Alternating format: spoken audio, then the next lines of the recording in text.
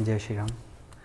आज हम बात करेंगे जो बेसिक ज्योतिष में ज्योतिष के विधाओं के बारे में। तो सर्वप्रथम हम बात कर लेते हैं कि ज्योतिष है क्या आखिर में। ज्योतिष जो है को अगर हम विच्छेद करते हैं तो वो निकलता है ज्योति प्लस ईश। ज्योति मतलब होता है नेत्र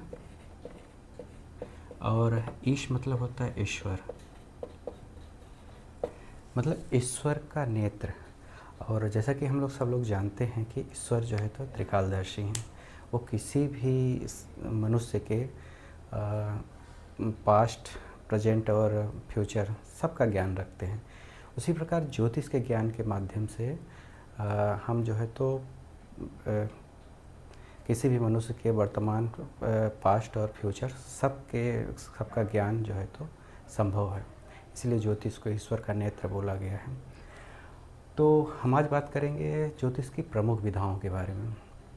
जनरली जो है तो ज्योतिष के कुछ प्रमुख विधाएं जो सर्वाधिक प्रचलित हैं, उनमें से जो है तो उनके बारे में हम बात करेंगे। उसके अलावा भी बहुत सारी क्षेत्रीय विधाएं हैं जो छोटे छोटे क्षेत्र में जो है तो प्रमुख रूप से प्रचलित हैं। लेकिन हम बात करेंगे जो व्यापक रूप से जो ज्योतिष जो है तो उपयोग में विधा जो उपयोग में लाई जाती है, हम उसके बारे में बात करेंगे। तो सबसे सर्वप्रथम हम बात करेंगे जो है तो पराशरी ज्योतिष। इसको वैदिक ज्योतिष भी बोला जाता है। ये सर्वाधिक प्रचलित ज्योतिष है। कोई भी व्यक्ति जो अगर ज्योतिष प्रारंभ करता है तो वो पराशरी ज्योतिष सीखता ही सीखता है। और इस विधा के जो जनक हैं वो महर्षि पराशर हैं, जो महाभारत लिखने वाले महर्षि वेदव्यास हैं, उनके पिताजी हैं। तो जो पराशरी जो ग्रंथ लिखा गया है ज्योतिष का, उसमें पराशर ऋषि और उनके शिष्य जो हैं मैत्रेय, उनके बीच में संवाद है। मैत्रेय के प्रश्न और पराशर ऋषि के उत्तर, उनका पूरा संकलन है वो। तो ये सर्वाधिक जो है तो प्रचलित और सबसे ज़्यादा उपयोग में लाई जाने वाली विधा है पराशरी ज्योतिष। तो और दूसरी ज्योतिष जो है जैमिनी ज्योतिष। इसके जनक माने जाते हैं वो जैमिनी ऋषि हैं, जो महर्षि वेदव्यास के शिष्य थे। जैमिनी ज्योतिष जो है तो कारकों पे आधारित है। इसमें 7 कारक बताए गए हैं और इसमें जो दशा का यूज किया जाता है जो है तो वो 4 दशा का उपयोग किया जाता है। और हम बात करते हैं तीसरी विधा के बारे में, वो है भृगु नंदी नाड़ी,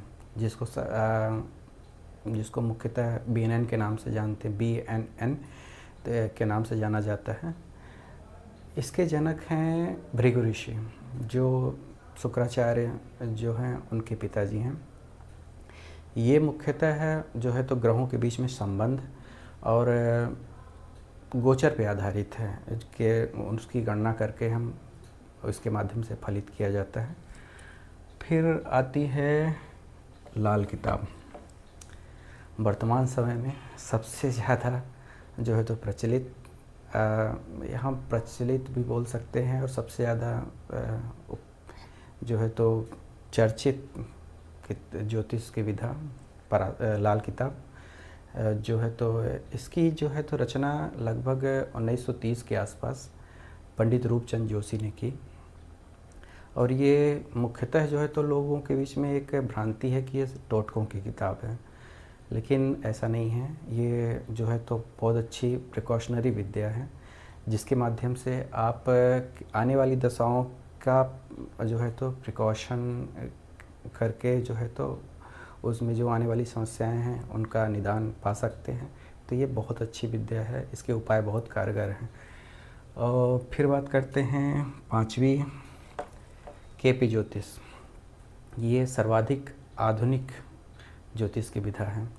इसके जो है जनक हैं KS कृष्णमूर्ति साहब हैं। ये लगभग 1950 के आसपास जो है तो उनके द्वारा प्रचलित किया गया या उपयोग में लाया गया। ये जो है तो नक्षत्रों पे आधारित है।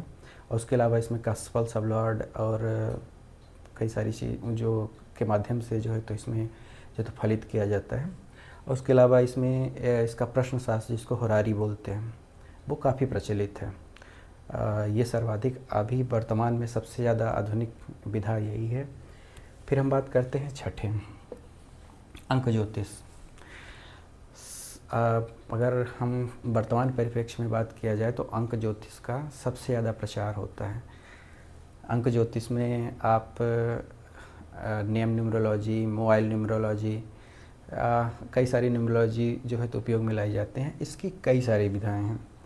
इनमें से जो प्रमुख है वो चैडियन है, उसके अलावा वैदिक न्यूमरोलॉजी है, कीरो की न्यूमरोलॉजी है, उसके अलावा जो है तो पाइथागोरन है और कबाला न्यूमरोलॉजी है। तो ये न्यूमरोलॉजी के इसके कई टाइप्स हैं। चाइनीज न्यूमरोलॉजी से हम लोसो ग्रिड भी बोलते हैं, उपयोग में लाई जाती है। इसमें जो है तो ये अंक ज्योतिष का जो है तो सबसे बड़ा प्लस पॉइंट ये माना जाता है कि इसमें जो है तो आपका सिर्फ डेट ऑफ बर्थ चाहिए होता है, इसमें समय की ज़रूरत नहीं होती है।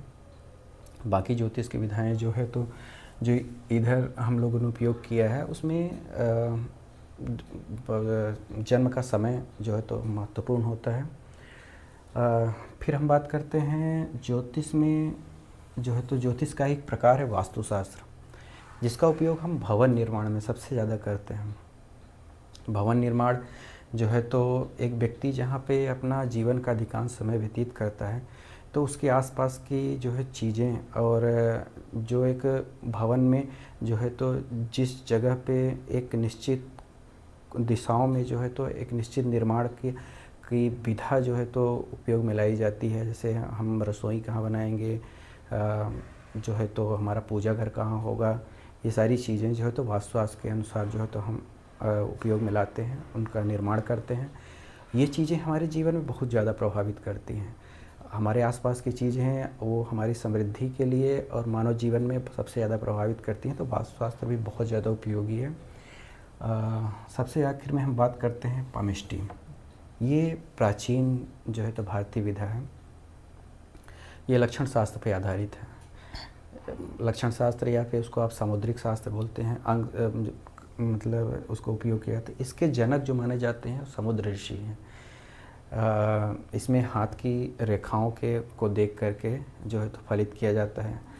तो ये आज जो है जो प्रमुख विधाएं हैं जो ज्योतिष में उपयोग की जाती हैं, हमने उनके बारे में चर्चा की। अन्य जो है तो छोटी छोटी क्षेत्रीय विधाएं जो आजकल जो है तो पाश्चात्य ज्योतिष जिसको वेस्टर्न एस्ट्रोलॉजी बोला जाता है, उसके अलावा हिट थ्योरी, उसके अलावा मेदिनी ज्योतिष भी काफ़ी प्रसिद्ध फेमस ज्योतिष है। और छोटे छोटे क्षेत्रों में भी बहुत सारी ज्योतिष की विधाएं उपयोग की जाती हैं। तो आज के लिए इतना ही। हम आगे ज्योतिष के बेसिक्स जो हैं, जो ज्योतिष सीखने के लिए या फिर ज्योतिष का ज्ञान जो आप बेसिक रूप से रखना चाहते हैं, हर व्यक्ति को रखना चाहिए जो ज्योतिष में कहीं न कहीं इंटरेस्ट रखता है, तो उसके लिए ज़रूरी है। तो हम उनके बारे में चर्चा करेंगे। जय श्री राम।